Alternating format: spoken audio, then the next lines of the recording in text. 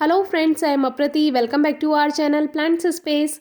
फरवरी आ गई है यानी स्प्रिंग सीजन आ गया है, बाहर आ गई है। अब धीरे धीरे प्लांट्स में न्यू ग्रोथ स्टार्ट होगी और बहुत से ऐसे पौधे जो सर्दियों में जिनका डोरमेंसी पीरियड था यानी कि सर्दियों में ग्रोथ नहीं कर रहे थे, उन सब में अब हरियाली आएगी, फ्रूट्स बनेंगे, फ्लावरिंग होगी। तो ये पीच ट्री है जो कि हम पहले कई बार आपसे शेयर कर चुके हैं। इसमें फ्लावरिंग भी शुरू होने लगी है। सबसे पहले ये पीच ट्री यानी कि आड़ू का पेड़ पर ही ग्रोथ स्टार्ट होती है, न्यू शूट्स आती हैं। और इसमें क्योंकि फ्लावरिंग से लेकर फ्रूट्स बनने तक का सफ़र लगभग 4 महीने से लेकर 5 महीने होता है, इसीलिए इसमें सबसे जल्दी ग्रोथ स्टार्ट होती है। तो ये बाहर की निशानी है कि देखिए न्यू ग्रोथ स्टार्ट हो चुकी है। फरवरी में आप काफ़ी प्लांट्स की कटिंग्स ग्रो कर सकते हैं। डिस्क्रिप्शन बॉक्स में वीडियो ज़रूर चेक कीजिए जो कि लास्ट ईयर हमने शेयर की थी। लगभग 50 प्लांट्स की 50 पौधों की कटिंग्स आप ग्रो कर सकते हैं। उसके अलावा भी कई ऐसे पौधे हैं जिनको आप कटिंग से ईजिली ग्रो कर सकते हैं। अगर आप कुछ पूछना चाहते हैं तो कमेंट बॉक्स में या इंस्टाग्राम पर या फेसबुक पेज पर आप पूछ सकते हैं, ज़रूर पूछिए। तो फरवरी में इनको ग्रो करना काफ़ी आसान होता है क्योंकि इस समय न्यू ग्रोथ स्टार्ट हो रही होती है, तो आप बहुत सी कटिंग्स ग्रो कर सकते हैं। तो हम आपको हिबिस्कस की कटिंग के को लेकर बताएंगे। आप इस तरह से किसी भी प्लांट की कटिंग ग्रो कर सकते हैं। तो आज भी एक हमारे पास कमेंट आया था, तो उसमें भी यही पूछा गया था कि किस तरह से ग्रो करनी है, तो आज हम आपको वही बताएंगे। तो कोशिश कीजिए फरवरी में आप बारीक से बारीक यानी पतली कटिंग ग्रो कीजिए, जिससे क्या होगा वो जल्दी ग्रोथ करेगी। क्योंकि अगर उसको ज़्यादा टाइम लग गया तो फिर आगे जाकर गर्मियाँ आ जाएंगी और वो फिर सूखने का थोड़ा सा डर रहता है। इसीलिए कोशिश कीजिए कि जितनी बारीक आप कटिंग लेंगे उतनी जल्दी उसमें ग्रोथ स्टार्ट होगी। रेनी सीजन में आप कैसी भी कटिंग ग्रो कर सकते हैं, चाहे मोटी चाहे पतली, क्योंकि उसमें जो मानसून होता है उसकी वजह से ह्यूमिडिटी रहती है मौसम में, तो उससे वो ग्रोथ आसानी से कर पाते हैं। तो देखिए कोलियस की कटिंग जो है वो तो बहुत आसान होती है, कोई भी ग्रो कर सकता है, ये तो सबको ही आती होगी। इसे चाहे पानी में ग्रो कीजिए चाहे आप सॉइल में ग्रो कर सकते हैं। लेकिन जो हार्डवुड होती हैं, जैसे कि जो टहनी होती हैं, लकड़ी वाली टहनियाँ होती हैं, उनको आपको कुछ इस तरह से ग्रो करना है। एक तो फरवरी में बारीक टहनियाँ लीजिए, दूसरी उसकी जितनी भी लीव्स हैं उसको कट कर दीजिए या न्यू ग्रोथ उसमें है उसको कट कर दीजिए, क्योंकि फिर वो एक्स्ट्रा एनर्जी लेंगी तो कटिंग को रूट्स बनाने में टाइम लग जाएगा और फिर तब तक गर्माहट आ जाएगी मौसम में, तो हो सकता है वो कटिंग ना चले। पानी में रखने की कोई ज़रूरत नहीं है। बहुत से लोग ये कमेंट करते हैं क्या हम पानी में रखें, तो आपका मन है, आप 2 से 3 दिन उसको पानी में रखा रहने दीजिए, उसके बाद आप सॉइल में उसको शिफ्ट कर सकते हैं। लेकिन ज़्यादा दिन नहीं रखिए, क्योंकि फिर वही बात है कि फिर गर्माहट आ जाएगी, फिर उसमें रूट्स देर से बनेंगी। तो आप चाहें तो इसको डायरेक्ट सॉइल में लगा सकते हैं।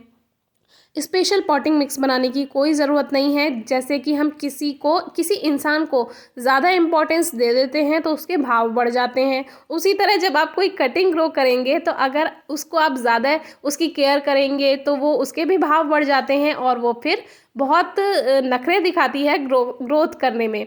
तो कोशिश कीजिए कि आप किसी भी पॉट में जो दूसरे गमले हैं उनमें आप कोई भी कटिंग ग्रो करने के लिए इस तरह से लगा दीजिए। रूट्स हम आपसे आगे शेयर करेंगे विद रिजल्ट, आपसे एक वीडियो शेयर करेंगे ज़रूर, क्योंकि आपको रिजल्ट की ज़रूरत होती है। उसके लिए हमने सोचा है एक अलग से वीडियो तैयार करेंगे और रिजल्ट आपके साथ आगे जाकर शेयर करेंगे। तो देखिए किसी भी पॉट में ले जाकर जो आपके दूसरे प्लांट्स हैं कोई भी कटिंग आप ग्रो कीजिए, उसको लगा रहने दीजिए और रेनी सीजन तक का वेट कीजिएगा। रेनी सीजन में आप उसको निकालिए बाहर, क्योंकि बीच में मौसम में काफ़ी गर्माहट होगी, उस समय डिस्टर्ब नहीं करना है। रेनी सीजन में जाकर प्लांट तैयार हो जाएगा।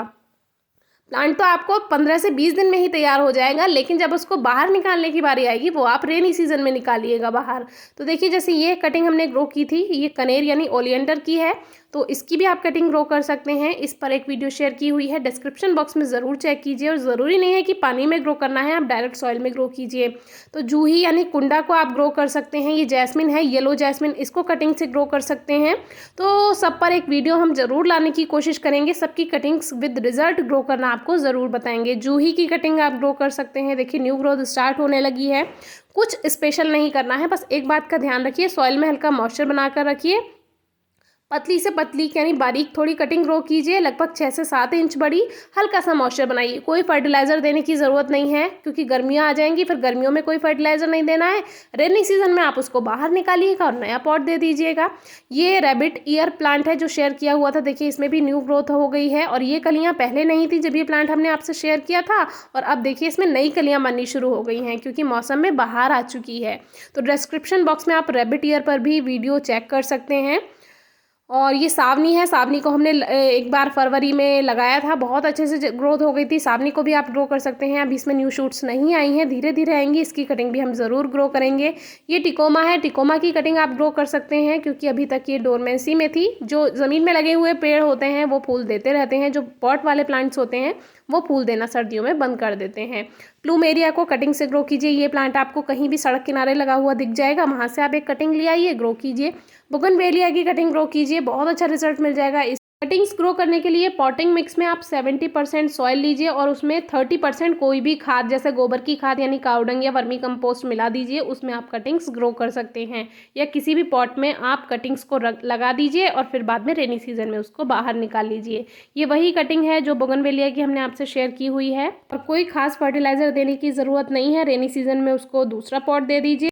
रही बात सनलाइट की, तो आप चाहें अगर आप अलग पॉट में ग्रो कर रहे हैं तो उसको 2 से 3 दिन आप धूप में नहीं रखिए, और अगर आप जैसे दूसरे प्लांट्स के ही पॉट में लगा देते हैं तो उसमें ज़्यादा ध्यान देने की ज़रूरत नहीं है। फिर भी अगर आपको उस पर शेड बनाना है तो आप उसको बॉटल से कवर कर सकते हैं कुछ दिन, और फिर धीरे धीरे जब उसमें ग्रोथ स्टार्ट हो तो उसको आप बाद में हटा दीजिए। फिर भी कोई समस्या है तो आप हमें कमेंट बॉक्स में बताइए, हम जल्दी से जल्दी आपके आंसर करने की पूरी कोशिश करेंगे। Thank you.